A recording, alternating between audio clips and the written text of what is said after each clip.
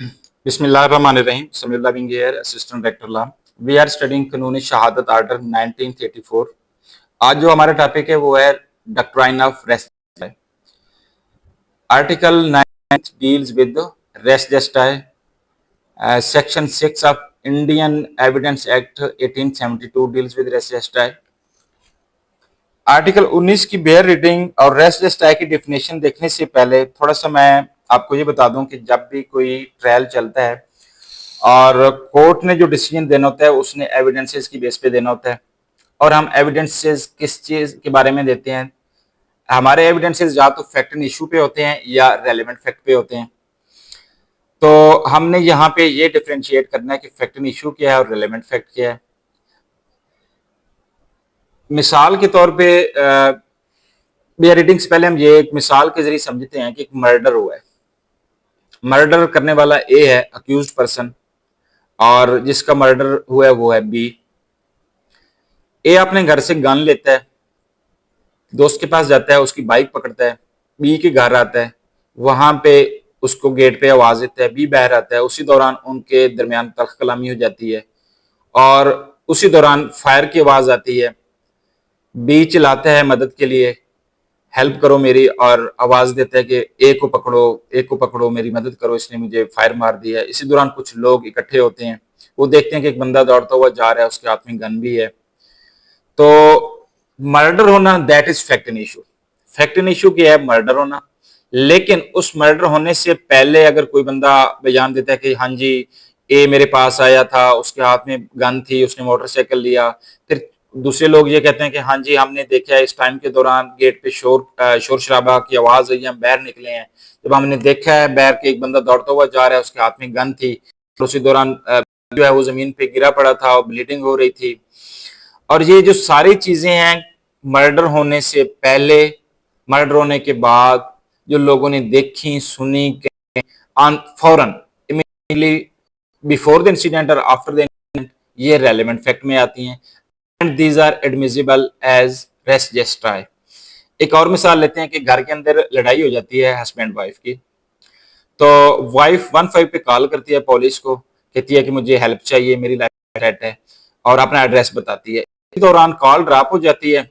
After few minutes, 15-20 minute के बाद police आती है और देखती है कि एक औरत जो है वो जमीन पे गिरी पड़ी है, ब्लीडिंग हो रही है। तो उस दौरान जो वहां पे बंदा खड़ा है, जो उसका हस्बैंड है, वो कहता है कि नहीं, बच्चे से बाय चांस फायर हुआ है और इसको लगा है, ये मर्डर नहीं है, ये बाय चांस डेथ हो गई है इस तरह। या वो खुद कहता है कि मैं अपनी गन साफ कर रहा था और इसी दौरान फायर हो गया है जो कि मेरी बीवी को लगा है, और that is by chance, not a intentional murder. और उस दौरान कुछ लोग ये कहते हैं कि जी हमने अभी इसी टाइम के अंदर जो उसके पड़ोसी हैं जो साथ रह रहे हैं कि शोर शराबे, लड़ाई की आवाज आ रही थी। तो वो मर्डर होना वाइफ का, जो उसकी डेथ हुई है, that is fact in issue.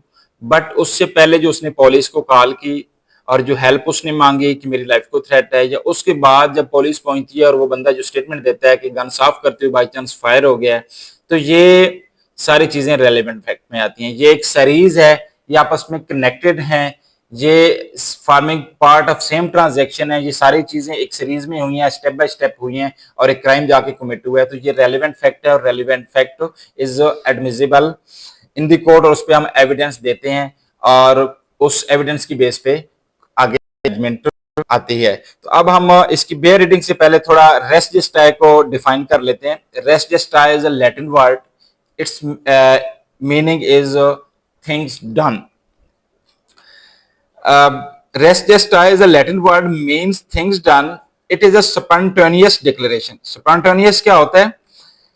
Happening, done or said in a natural and sudden way without much thought or planning. It is a declaration which are contemporaneous with the transaction in issue. आप जब कोई declaration दे रहे हैं जो कि immediate event या issue से correlated है, वो सडन वे में होनी चाहिए, नेचुरल वे में होनी चाहिए। आपने कोई प्लान करके कोई मनगढ़ंत स्टोरी बना के बयान नहीं करना।